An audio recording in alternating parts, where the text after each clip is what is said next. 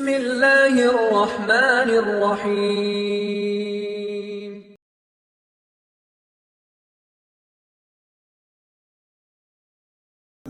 இந்த கருத்து வேற்றுமைகளில் அறிஞர்கள் பயன்படுத்தக்கூடிய ரெண்டு வார்த்தை, ஒன்று ராஜிஹ், இன்னொரு மர்ஜூஹ். இது பலமான கருத்து, இது பலம் குறைந்த கருத்து, அவ்வளவுதான். இதுல சத்திய சத்தியம் எல்லாம் பிரிக்க முடியாது. கையாற்றுறது கூடுமா கூடாதா, சத்திய சத்தியம் எல்லாம் பிரிக்க முடியாது. தராவி 8க்கு மேலையா, சத்திய சத்தியம் எல்லாம் பிரிக்க முடியாது. இதுல ஒண்ணுதான் சொல்ல முடியும், இது பலம் உள்ள கருத்து, இது பலம் இல்லாத கருத்து. பலம் உள்ள கருத்தை பின்பற்றினால் சிறந்தது. ஏன்? ஆதாரங்கள் ஒன்றுதான், ஆனால் புரிதல் வேறுபாடு. உதாரணத்துக்கு தராவீஹ் விஷயத்தை விளக்கி ஆகணும், சமூகத்துக்கு நல்லா புரியணும், தப்பா புரிஞ்சிடக்கூடாது. ரசூலுல்லாஹ் தொழுதது 8+3 தான். 8+3. ரசூலுல்லாஹ்வுடைய செயல் தெளிவுதான், ரமதான்லையும் ரமதான் அல்லாத காலத்திலையும். ஆனால் ஒருவர் 8க்கு மேல் தொழுவதற்கு ஆசைப்படுகிறார், இவர் தொழலாமா? இஷாவுக்கு பின்னாடி தராவி ஜமாத்தோட சேர்ந்து 8 தொழுதுட்டாரு, 3 வித்திரம் முடிச்சிட்டாரு, ரைட் 2 மணிக்கு எழுந்துக்கிறாரு, தொழணும்னு ஆசைப்படுறாரு, நஃபீலான தொழுகை, தொழலாமா கூடாதா? ஃபத்வா கொடுக்காதீங்க. அறிஞர்கள் ஆய்வு செய்கிறார்கள். இப்ப சில ஹதீசுகள் வருகிறது, இதற்கு மேல் தொழுவதற்கு ஆதாரத்தை கொடுப்பதை போல. ரசூலுல்லாஹ் சொன்னார்கள், இரவு வணக்கத்தை பற்றி ஒரு கேட்ட பொழுது 2 தொழுங்கன்னாங்க, எண்ணிக்கை சொல்லல. இமாம் முடிக்கும் வரை தொழுங்கன்னு சொன்னாங்க, எண்ணிக்கை சொல்லல.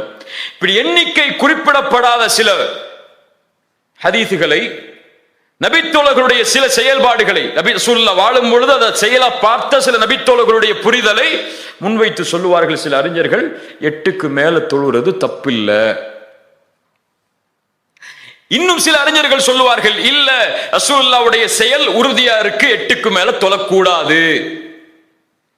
ஆனா அந்த 2 கூட்டமும் ஒன்னு ஹக்க இன்னொன்னு பாத்தில்னு சொல்லல. ஷேக் அல்பானி ரஹிமஹுல்லாஹ் 8க்கு மேல தொழக்கூடாதுங்கிறாங்க. ஆனா ஷேக் உதைமின் ரஹிமஹுல்லாஹ், ஷேக் இப்னு பாஸ், இன்னும் இந்த சமூகத்தில் வந்த பெரும்பான்மையான அறிஞர்கள் எல்லாரும் சொல்றாங்க 8க்கு மேல தொழலாம் சொல்லி. ஒருவருக்கு 8+3 தொழுறதுதான் சிறந்ததா தெரியுதுன்னு சொன்னா தொழுங்க, தப்பு இல்லை. அதுதான் சுன்னாவுக்கு நெருக்கமானதுன்னு ஷேக் அல்பானி சொல்றாங்களா, ஏற்றுக்கொள்ளுங்க. ஆனால் உங்களுடைய புரிதல் இப்படி இருக்கும் என்பதற்காக 8க்கு மேல தொழக்கூடிய ஒருவரை வழிகேடுன்னு சொல்றதுக்கு உங்களுக்கு உரிமை கிடையாது. ஏன்? அந்த கருத்து வந்தது ஹதீஸில் இருந்து, ஹதீஸ் இல்லாம இல்ல. அந்த புரிதல் வந்தது ஆதாரங்களில் இருந்து. எனக்கு அந்த ஆதாரம் இப்படி புரியலையேன்னு சொன்னா அது உன் புரிதல், அவ்வளவுதான். அந்த ஆலிமுக்கு அந்த ஆதாரம் புரிஞ்சிருக்குன்னா அது அவர்களுடைய புரிதல், அவ்வளவுதான். இதுல பலம் உள்ளதா நீ எடுத்துக்கொண்டது உனக்கு பலம் உள்ளது, அவர்களுக்கு பலம் உள்ளதா எடுத்துக்கொண்டது அவர்களுக்கு பலம் உள்ளது. இதுல மறுமை வரைக்கும் யாரும் தீர்ப்பு சொல்ல முடியாது. எந்த ஆலிமும் இதுல தீர்ப்பு சொல்லல, இன்னைக்குள்ள தாயிகளை தவிர. இன்னைக்குள்ள ஆலிம்களை தவிர நான் சொல்லல, இன்னைக்குள்ள தாயிகளை தவிர, அழைப்பாளர்களை தவிர. நீ முஸ்லிம் சமூகத்தை இந்த மாதிரி விஷயத்தில் எல்லாம் இதான் சத்தியம், இதான் சத்தியம், இதான் சத்தியம், மத்தெல்லாம் அசத்தியம், அவங்களோட பேசாதீங்க, சலாம் சொல்லாதீங்க, முகத்தை காட்டினா கூட திருப்பி போயிருங்க, பிதஅத்வாதிகளை புறக்கணிக்கிற மாதிரி அவங்களை புறக்கணிக்கன்னு சொல்லி இந்த சமூகத்துக்கு சொல்லி சொல்லி சொல்லி வளர்க்கப்பட்டு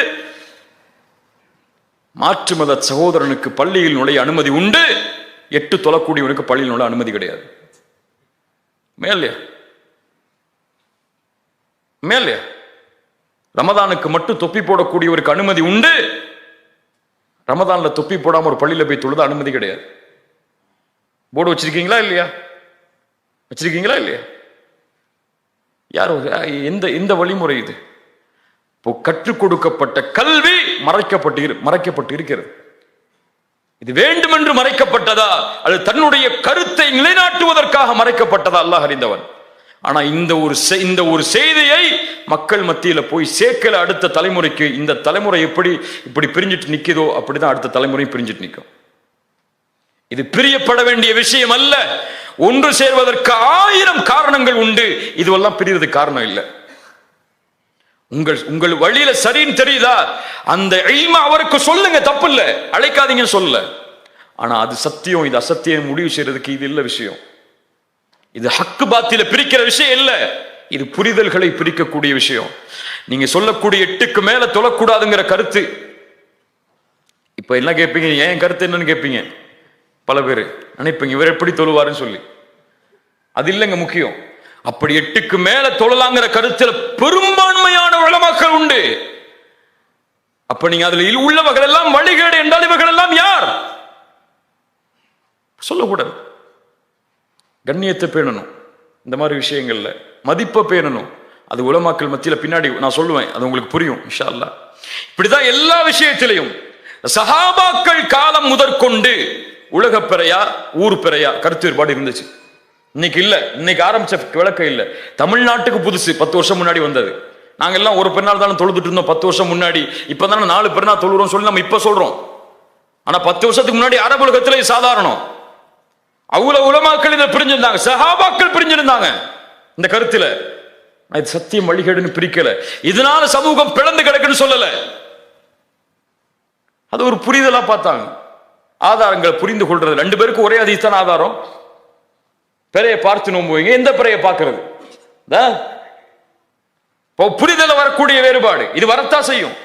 இப்படி எல்லா மசாலாவுடைய விஷயத்திலும் கருத்து வேற்றுமை வரும். எல்லா கருத்தையும் ஒன்னாக்கணும் நினைச்சா அது முடியாது. ஒன்னாக்கலாம், என் ஜமாத்து தான் சொர்க்கத்துக்கு போகணும்னு சொன்னா ஒன்னாக்கலாம். இல்ல ஒருத்தர் வழிகேடன் நிரூபிக்காம ஒன்னாக்க முடியாது. அல்லாஹ் ரப்புல் ஆலமீன் நமக்கு புரியக்கூடிய ஆற்றலை தருவானாக. இல்முக்கு ஆதாரங்கள் மட்டும் போதாது. ஒரு சத்தியத்தை நிலைநாட்டுவதற்கு ஆதாரங்கள் மட்டும் போதாது, புரிதல் தேவை. அதனாலதான் அல்லாஹ் ரப்புல் ஆலமீன் இடத்தில் இப்னு தய்மிய்யா ரஹிமஹுல்லாஹ் கேட்பார்கள், யா முஅல்லிம தாவூத் அல்லிம்னி யா முஃபஹிம சுலைமான் ஃபஹிம்னி. தாவூதுக்கு இல்மை கற்றுக் கொடுத்தவனே இல்மை தா. சுலைமானுக்கு புரிய வைத்தவனே, சுலைமான் நபிக்கு புரிய வைத்தவனே எனக்கு புரிய வை. அல்லாஹ் நாடியவர்களுக்கு அந்த புரிதலை தருவான். எல்லாத்துக்கும் அந்த புரிதல் கிடைச்சிடாது, சரியான புரிதல் அல்லாஹ் நாடியவர்களுக்கு கொடுப்பான். அது பலமிக்கதா கூட இருக்கலாம். இப்னு அப்பாஸ் சின்ன வயசு சஹாபி. உமர் ரலியல்லாஹு அன்ஹு சில சஹாபாக்கள் வந்து கம்ப்ளைண்ட் பண்ணாங்க, என்ன நீங்க எப்ப பார்த்தாலும் இப்னு உமர்ட்டே கேட்டுட்டு இருக்கீங்க, இப்னு அப்பாஸ் கேட்டுட்டு இருக்கீங்க, சின்ன வயசால் எவ்வளவு பெரிய சஹாபாக்கள்லாம் இருக்கிறாங்க, அவங்களுக்கெல்லாம் இல்லாததா இப்னு அப்பாஸுக்கு புரிஞ்சு போச்சு அப்படின்னாங்க. இவர்களுக்கு பாடம் நடத்த வேண்டும் என்று உமர் இப்னு கத்தாப் முடிவெடுத்தார்கள், அழைத்தார்கள் எல்லா நபி தோழர்களையும். என்ன விளக்கம் இந்த சூறாவுக்கு? நாங்க எல்லாரும் சொன்னாங்க, அல்லாஹ்வுடைய வெற்றி வரும் பொழுது அல்லாஹ்வை தௌபா செய்யணும், அல்லாஹ்விடத்துல அல்லாஹ்வை புகழணும் அப்படின்னு சொல்லி சில விளக்கங்களை முன்வைக்கிறாங்க. இப்னு அப்பாஸ் கேட்டாங்க, இப்னு அப்பாஸ் இந்த வசனத்தை நீ இப்படிதான் புரியுறியான்னாங்க. இப்னு அப்பாஸ் சொன்னாங்க, இல்ல நான் இப்படி புரியல. வெற்றி வந்து விட்டது, உதவி வந்து விட்டது என்றால் ரசூலுல்லாஹ்வின் பணி முடிக்கப்பட்டு விட்டது. அல்லாஹ்வை நோக்கி அவர்கள் செல்வதற்கு அவர்களை புகழுமாறும் மன்னிப்பை தேடுமாறும் அவர்களுடைய முடிவை அல்லாஹ் இந்த சூறாவில் சொல்கிறான். இப்னு அப்பாஸ் எப்படி புரிந்தாரோ அப்படித்தான் உமரும் புரிந்திருக்கிறேன் இந்த விஷயத்தை. கருத்துவரோடு படக்கூடிய அந்த சூறாவை புரிந்த சஹாபாக்கள் சுப்ஹானல்லாஹ். புரிதலில் வேறுபடும், அது அல்லாஹ் கொடுக்கின்ற அருள். 2 புரிதலும் சரிதான். ஒன்னு பலமிக்கதா இருக்கலாம், ஒன்னு பலம் இல்லாதா இருக்கலாம். அது முடிவெடுக்க வேண்டிய அல்லாஹ். அதுக்காகத்தான் 2 கூலி 1 கூலி. பலம் மிக்கதுக்கு 2 கூலி, பலம் இல்லாததுக்கு 1 கூலி. தப்பு இல்லை, 1 கூலி கொடுக்கப்படக்கூடிய செயல் அது. அல்லாஹ் ரப்புல் ஆலமீன் புரிதலை தருவானாக. இப்படி கருத்து வேற்றுமை பட்டாலும், என் கருத்து தான் பலமானது என்று ஒருவர் முடிவில் வந்தாலும் அடுத்த கருத்தில் உள்ளவரோடு எப்படி நடந்து கொள்வது தான் இன்னைக்கு கவனிக்க வேண்டிய முக்கியமான பாடம். நான் கையாட்டலாங்கிற முடிவில் இருக்கேன். தொழுகையில அத்தஹியாத்துல ஒரு சகோதரர் கையாட்டக்கூடாதுங்கிற முடிவில் இருக்காரு. நான் 8 ரக்காத்தான் தொழுன்னு முடிவில் இருக்கேன். ஒரு சகோதரர் 8க்கு மேல தொழுகலாம், 20ன்னு பிக்ஸ் பண்ணி தொழுறது இல்லை, அது வேற. 8க்கு மேல தொழுகலாம் அப்படின்னு சொல்லி ஒரு ஆள் சொல்ற, எத்தனை வேணா தொழுதுக்கலாங்கிறாரு. இவரோட நான் எப்படி நடந்து கொள்ளணும்? அவரோட சலாம் சொல்லக்கூடாதா? அவர் அசத்தியவாதின்னு சொல்லணுமா? அப்படித்தான் அறிஞர்கள் நடந்து கொண்டாங்களா?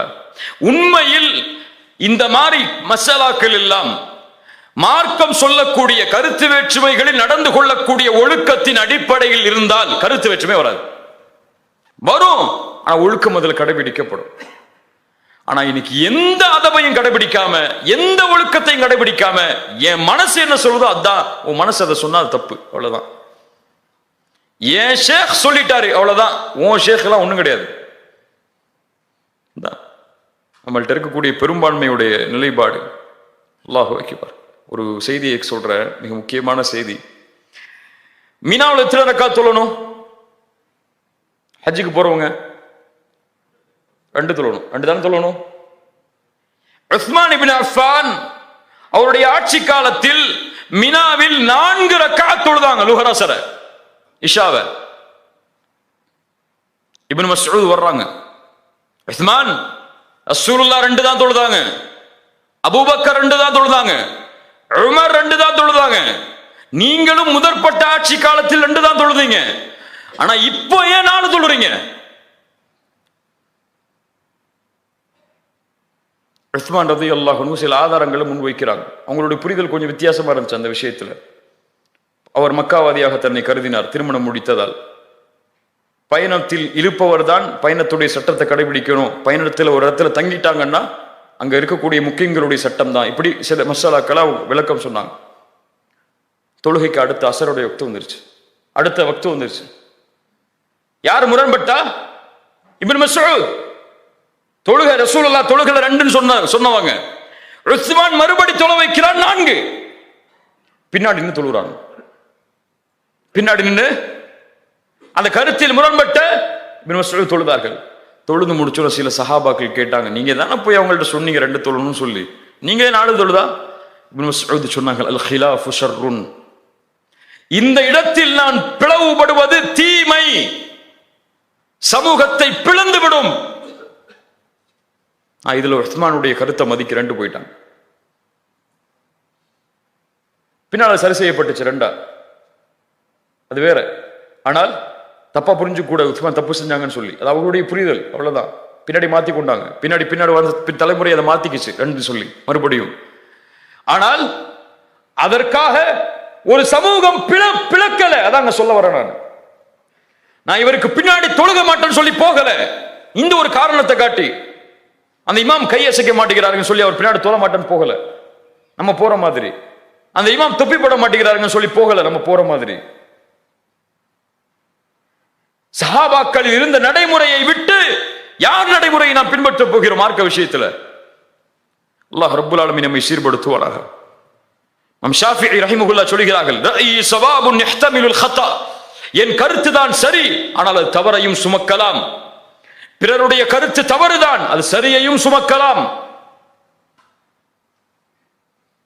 நான் தான் ஹக்கு, மத்த யாரும் எல்லாரும் பாத்தில்னு சொல்ல. நான் அபு ஜாஃபர் மன்சூர் என்ற ஒரு ஹலீஃபா இமாம் மாலிக் வராங்க. இமாம் மாலிக், நீங்க சொல்லுங்க, உங்களுடைய சட்டத்தை எல்லாம் நான் ஹிலாஃபத்துல கொண்டு வந்துடுறேன், நாட்டுடைய சட்டமாக்கிறேன்னு சொன்னாங்க.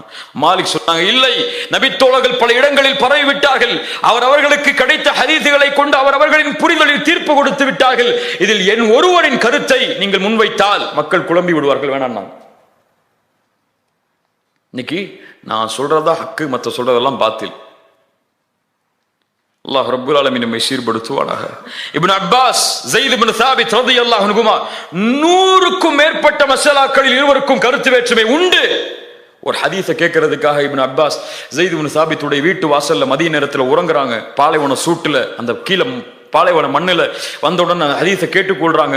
ஸைத் இப்னு சாபித் வாகனத்துல ஏற தயாராகும் போது இருவருக்கும் இடையே 1000 கருத்து 100 கருத்து வேற்றுமைகள் இருந்தாலும் ரசூலுல்லாஹ்வுடைய சாட்சாவின் மகன் அஹ்லு பைத்தை சார்ந்தவர் அந்த குதிரையை கீழே பணிய வச்சு அந்த ஒட்டகத்தை கீழே பணிய வச்சு முன்னாடி நடத்தி கூட்டு போனாங்க. அப்ப சொன்னாங்க, ஸைத் இப்னு சாபித், நீங்க இப்படி என்னோட நடந்து கொள்ளலாமா? நீங்க ரசூலுல்லாஹ்வுடைய குடும்பத்தின் வாரிசு, அஹ்லு பைத்தை சார்ந்தவர், உங்களை நேசிப்பது எங்களின் கடமை, நீங்கள் இப்படி செய்யலாமா? சொன்னார்கள் இப்னு அப்பாஸ், இப்படித்தான் எங்களுடைய ஆலிம்களுக்கு, எங்களுடைய உலமாக்களுக்கும் பெரியவர்களுக்கும் கண்ணியம் கொடுக்க வேண்டும் என்று ரசூலுல்லாஹ் சொன்னார்கள். கருத்து வேற்றுமை இருக்கனால அவர் பயம்லாம் கேட்காதீங்க, போங்கன்னு சொல்லல. நீங்க எப்படி அவர் அதுல கருத்து வேற்றுமை பட்டிருக்காரு, அவர் பயான கேட்காத. இவர் கருத்து வேற்றுமை பட்டிருக்காரு, அவர் பயான கேட்காத. அவருக்கு அந்த புரிதல், அதனால அவர் பயான கேட்காத. இது என்ன முறை? கருத்து வேற்றுமை எல்லாருக்கும் இருக்கும், அதை நீங்கள் புரிந்து கொண்டிருப்பீர்கள். முன்னால் அஹ்மத், இமாம் ஷாஃபிஈ, ரொம்ப முக்கியமான சம்பவம். இமாம் அஹ்மத் யார்? ஷாஃபிஈக்கு முற்றிலுமாக எல்லாவற்றிலும் மாறு செய்யக்கூடியவர், மாறுபட்ட கருத்தில் இருப்பவர். தக்பீர் கட்டுறதுல கூட 2 பேருக்கும் பிரச்சனை இருக்கு, நம்மள்ட்ட இருக்கிற மாதிரி, நம்முடைய உலமாக்கள்கிட்ட இருக்கிற மாதிரி கருத்து வேற்றுமை இருக்கா இல்லையா? அஹ்மத் சொல்லுகிறார், தன்னோடு வரக்கூடிய ஒரு மாணவரிடத்திலே, மக்காவுக்கு போறோம், மக்காவில் ஒரு மனிதர் உண்டு, அந்த மனிதரை போன்று இந்த பூமியில் எவரும் இந்த காலத்தில் இல்லை. ஒரு அறிஞர் இன்னொரு அறிஞரை சொல்கிறார். யார் இமாம் அஹ்மது சொல்கிறார் என்று நான் பார்க்க சென்றேன். இமாம் ஷாஃபிஈ, நான் தக்பீருக்கு இந்த முடிவு எடுத்திருக்கேன், நீங்க அந்த முடிவு எடுத்திருக்கீங்க, அதனால இமாம் ஷாஃபிஈ யாரும் பேசாதீங்கன்னு சொன்னாங்களா? சொன்னார்கள். என் மகனே, தன் மகனை பார்த்து சொல்றாங்க அஹ்மத், என் மகனே, நான் ஒருவருக்காக 40 வருடம் என்னுடைய தொழுகையில் துஆ செய்கிறேன். ஒருவருக்காக 40 வருடம் அந்த மனிதனுக்காக நான் தொழுகையில் துஆ செய்ய மறந்ததில்லை. யாரை? இமாம் ஷாஃபிஈ. தன் கருத்துக்கு நேர்கருத்தில் மாற்றமாக இருந்தவர். எல்லா விஷயத்திலையும், ஜக்காத்துல முதற்கொண்டு, துஹூர்ல முதற்கொண்டு, எல்லா விஷயத்திலையும். ஆனால் அவர்கள் பார்த்த முறை, அவர்கள் பழகிய முறை, அவர்கள் வைத்திருந்த மதிப்பு, அவர்கள் அணுகிய முறை, சத்தியம் சொல்லப்பட வேண்டும். அது இமாம் ஷாஃபி சொன்னால் என்ன, இமாம் அஹ்மது சொன்னால் என்ன? ஹக்கு உயர்த்தப்பட வேண்டும், அதை நான் சொன்னால் என்ன, அவர் சொன்னால் என்ன? இதெல்லாம் சத்தியத்தை முடிவு செய்யக்கூடிய விஷயம் இல்லை. இது புரிதல் வரத்தான் செய்யும். இமாம் ஷாஃபிஈ இந்த உலகத்திற்கு சூரியனை போன்றவர். மக்களுக்கு அவரால் தான் பாதுகாப்பு கிடைக்கும் ஃபித்னாவில் இருந்து. அஹ்மதின் வார்த்தைகள். அல்லாஹு அக்பர். கண்ணியத்துக்குரியவர்களே, இப்படித்தான் நம்முடைய அறிஞர்கள் இந்த கருத்து வேறுபாட்டில் நடந்திருக்கிறார்கள். ஆனால் நாம் இந்த விஷயத்தில் எல்லை மீறுகிறோம் என்று, இந்த சமூகம் எல்லை மீறுகிறதோ என்று சிந்திக்க தோன்றுகிறது. இன்று வரக்கூடிய நடைமுறைகளின் பிரச்சனைகளை பார்க்கும்போது, பள்ளிவாசலுடைய கலவரங்கள், தனித்தனி பள்ளிவாசல்களுடைய பிரிவுகள், இதற்கெல்லாம் காரணம் கொள்கை அடிப்படையின் பிரிவல்ல, இந்த கருத்து வேற்றுமையின் பிரிவுகள். பிதஅத்தை எல்லாத்திலையும் பேசுறோம், ஆனா இப்படி பிரிகிறது பிதஅத்தான்னு யோசிக்க மறந்துட்டோம். பிதஅத்தை எல்லாத்திலையும் பேசுறோம், ஆனா இந்த கருத்து வேற்றுமைக்காக பிரிவது பிதஅத்தா இல்லையா? பிதஅத்தான. சஹாபாக்கள் பிரியல, அறிஞர்கள் பிரியல, உலமாக்கள் பிரியல, தாய்கள்னு சொல்றவங்க அல்லது நம்மளை மாதிரி பொதுமக்கள் பிரிஞ்சிருக்கோம்னா பிதஅத்தான அது. இந்த பிதஅத்தை நம்ம நரகத்துக்கு கொண்டு போயிடாதா? ஒரு கருத்தில் இருப்பதால் இன்னொரு கருத்தில் இருப்பவரை அசத்தியவாதி, அவர் முஅ்தஸிலா, அவர் ஹவாரிஜ், அவர் முர்ஜிஆ என்று பட்டம் கொடுப்பதில் எதை கண்டோம்? நம்முடைய பலத்தையும் கண்ணியத்தையும் இழந்ததை தவிர. அல்லாஹு அக்பர். கடைசியான மிக முக்கியமான காரணம் தஅஸ்ஸுப். ஒரு ஷேഖை பின்பற்றுவது,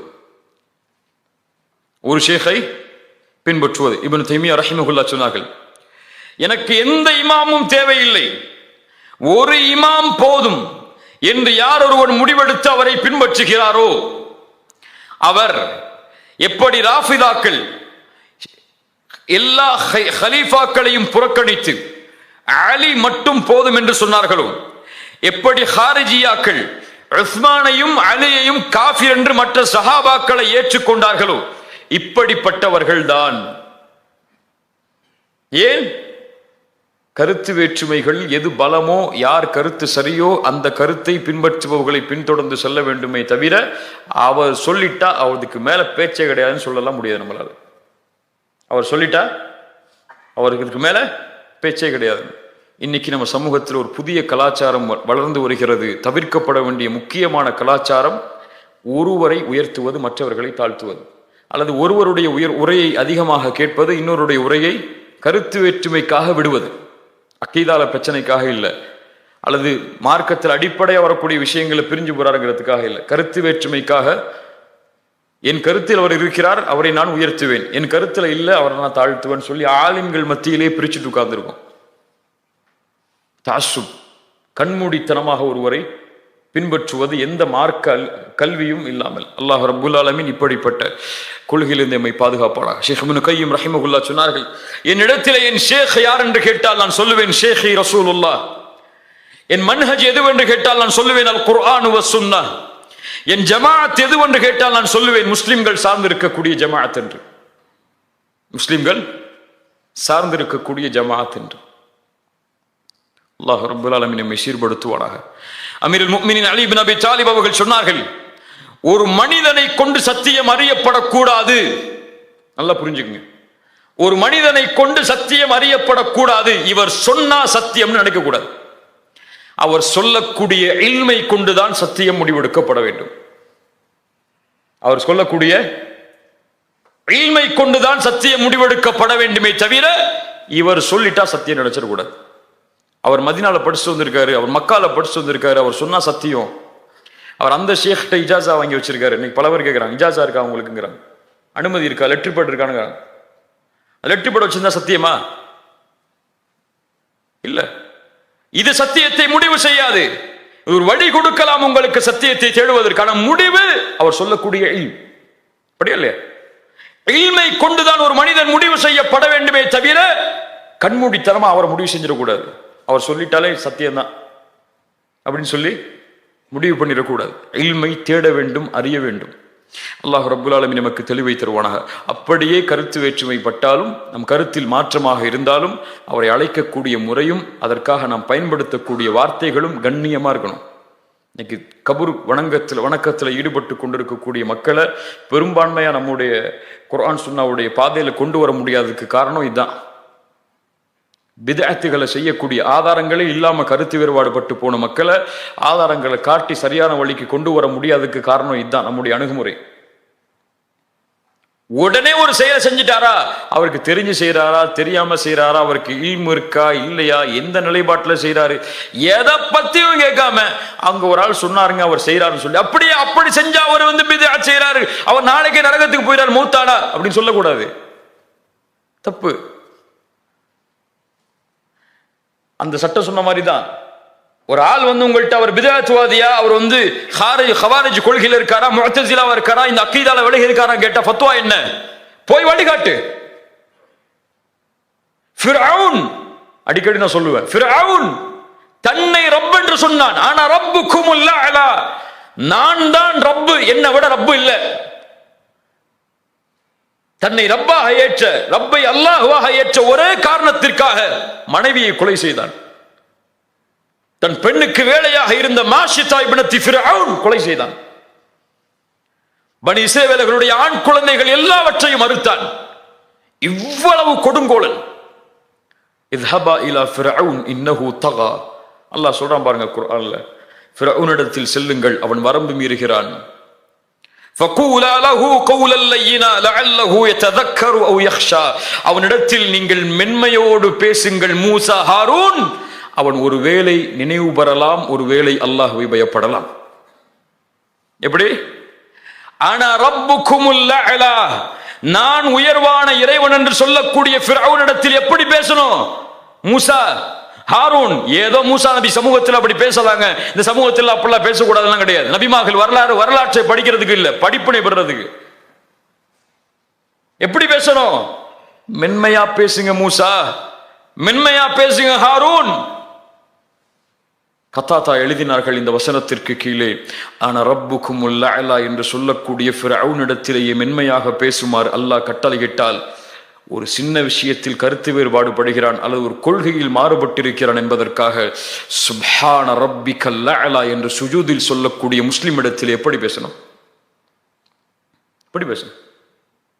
நம்ம பேசுற மாதிரியா? நம்ம வைக்கிற மாதிரியா முரண்பாடுகளை? மார்க்க வியாபாரி அல்லது காசுக்காக மார்க்கத்தை உழைப்பவர். இன்னைக்கு உலமாக்களுக்கு, இந்த அறிஞர்களுக்கெல்லாம் நம்ம பட்டம் வச்சிருக்கோமே கருத்து வேறுபாட்டுக்காக. இப்படியா? ஃபேஸ்புக்கில் எழுதுறதா, ஃபேஸ்புக்கில் அவரை பற்றி ஸ்டேட்டஸ் போடுறதா? இதுக்காக நம்ம இப்படியா வளர்க்கப்பட்ட சமூகம் இது? இந்த விஷயத்தில் நம்முடைய பலம் என்ன, பலகீனம் என்ன, நம்மை சுத்தி வரக்கூடிய எதிர்ப்புகள் என்ன, நம்மை கண்காணிக்கக்கூடியவர்கள் யார், எதுவுமே தெரியாம இன்னைக்கு பல பேர் தெரியுறாங்க. 4% இந்தியாவில் ஹிலாஃபத்தை கொண்டு வர போதும் கூட்டம் சுத்திட்டு இருக்குது. அந்த மாதிரி எதுவுமே இல்லை. ஆனால் எல்லாரும் காஃபிர், எல்லாரும் முஷ்ரிக். நாங்க தான் சத்தியம், எங்க பின்னாடி வாங்க, சத்தியத்தை கொண்டு போயிரும். சுப்ஹானல்லாஹ். ஆலிம்களிடத்தில், அறிஞர்களிடத்தில், தாயிகளிடத்தில், பொதுமக்களிடத்தில், ஒரு விஷயத்தை தெரிஞ்சு செய்வனிடத்தில், தெரியாமல் செய்வனிடத்தில் எப்படி நடந்து கொள்ள வேண்டும் என்ற கல்வி, அதப், ஒழுக்கம் எதுவுமே தெரியல. ஃபேஸ்புக்கில் போனால் ஸ்டேட்டஸ் எழுதணும், ஸ்டேட்டஸுக்கு கமாண்ட் போடணும், விமர்சிக்கணும். இதான் இன்னைக்கு டீ கடையில் உட்கார்ந்து பேசுறதா மார்க்கம்? நமக்குள்ள கருத்து வேற்றுமை நமக்குள்ள பேசப்படக்கூடியதா? இதெல்லாம் ஏன் உங்களுக்கு சொல்றேன்னு நீங்க புரிஞ்சு கொள்ளணும். உலமாக்கள் மத்தியில் இதனாலதான் கருத்து வேற்றுமை வருது, இப்படி ஒரு பிரிவு இருக்கு, இப்படி வரத்தான் செய்யும், நம்ம தெரிஞ்சு கொள்ளணும். தெரிஞ்சு கொள்ளாம சர்வ சாதாரணமா ஒரு ஃபத்வாவை சொல்லிடக்கூடாது. இது மார்க்கம், அமானிதம், ரப்புடைய அமானிதம். நபியே, நான் சொல்லாத விஷயத்தை நீங்கள் இந்த மக்களுக்கு நீங்களாக சொன்னால், நீங்கள் நபியாக இருந்தாலும் உங்கள் நாடி நரம்பு தரிக்கப்படும். மறுமையில இரட்டிப்பு மடங்கு வேதனை அல்லாஹ் உங்களுக்கு தருவான். நபியை இந்த மார்க்கத்தில் கருத்து சொல்லக்கூடாதுங்க. சொந்த கருத்தை ஆதாரம் இல்லாம, அல்லாஹ்வுடைய வஹி இல்லாம நம்ம யாருங்க சொல்றதுக்கு? நம்ம யார் சொல்றதுக்கு? தீனுடைய அமானிதத்தை நம்முடைய நாவுகள் பேண வேண்டும். 1000 முறை சிந்திக்க வேண்டும் ஒரு விஷயத்தை மார்க்கத்தில் பேசுறதுக்கு. தப்பு இல்லை. நான் பேசிட்டோம் தப்பா, தௌபா செய்யாமல்லாம் மன்னிக்க மாட்டான். தௌபா செய்யாமல்லாம் மன்னிக்க மாட்டான். அல்லாஹ்வுடைய சட்டம் பாதுகாக்கப்படணும். இந்த மாதிரி விஷயங்கள் எல்லாம் களையப்பட்டு ஒரு நேரான பாதையில், ஒழுக்கத்தின் பாதையில், கண்ணியத்தின் பாதையில், பிறர் மதிக்கும் அளவிற்கு வாழக்கூடிய சமூகமாக வளர்க்கப்பட வேண்டிய சமூகம் சின்ன சின்ன பிரச்சனைக்காக, தலைமைத்துவம் என்ற ஒரு பதவிக்காக, அல்லது சின்ன சின்ன குழுக்களா நானும் போகணுங்கிறதுக்காக, நான் முன்னிலைப்படுத்தணுங்கிறதுக்காக, என் கொள்கை மக்கள்கிட்ட போகணுங்கிறதுக்காக, இந்த கருத்து மக்கள் மத்தியில் போய் சேரணுங்கிறதுக்காக தனிநபர்கள் முன்னிலைப்படுத்தப்பட்டு கொள்கை பின்னால் ஆக்கப்படுறதுனால தலைவர்களோட, குழுக்களோட, இயக்கங்களோட தங்களுடைய பணிகளை முடிச்சுட்டு ஒரு ஒன்றுமே இல்லாத சமூகமா வாழ்ந்துட்டு இருக்கோம். இந்த சமூகம் வஅ்தஸிமு பிஹப்லில்லாஹ் என்ற பாதையில் ஒன்று சேரவில்லை என்றால் இனிமேலும் ஒவ்வொரு நாளும் நமக்கு வரக்கூடிய எதிர்ப்புகளை தாங்க முடியாத சூழ்நிலை அல்லாஹ் ஏற்படுத்தி விடுவான். உணர்ந்து கொள்ளணும். நம்மளை சுத்தி சாதாரண விஷயங்கள் நடக்கல. நம்ம நடக்கக்கூடியதெல்லாம் எதிர்கால தலைமுறையை அழிக்கக்கூடிய திட்டங்களும், எண்ணங்களும், சிந்தனைகளும். இதெல்லாம் இந்த சமூகம் பார்த்துக்கிட்டு இன்னும் இந்த மாதிரியே இருந்தோம்னு சொன்னா நம்முடைய சமூகத்தை நம்மளே கீழே கொண்டு போற மாதிரி தான். கண்ணியத்துக்குரிய அன்பு சகோதரர்களே, சகோதரிகளே, அல்லாஹ்வுக்காக ஒன்று சேருங்கள். குர்ஆன் சுன்னாவில் கொள்கையில் தெளிவு பெறுங்கள். இல்மை பெற்று அறிஞர்கள் முரண்பட்டால் கல்வியோடு அதை அணுகுங்கள். உங்களுடைய சிந்தனைகளால், உங்களுடைய புரிதலால் இப்படித்தான் நான் வளர்ந்தேன், அப்படித்தான் இருப்பேன்னா சொல்லாதீங்க.